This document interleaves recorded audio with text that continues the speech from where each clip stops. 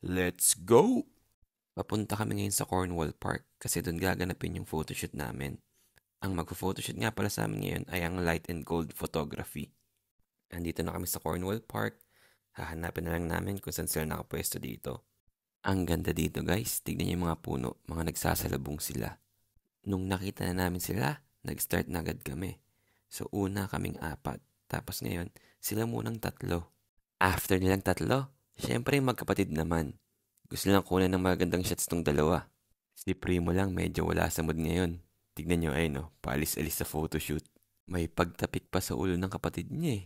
Parang gustong sabihin, o sige ikaw na bahala dyan laro na ako. After 1 hour natapos na rin yung photoshoot. Ayos ba guys? Pwede na ba kaming maging model ng mga sabong panlaba? Kung nasa Auckland kayo guys, check nyo sila, Light and Gold Photography. Uwi na kami guys. Hanggang sa susunod ulit. Kita kits. Bye-bye!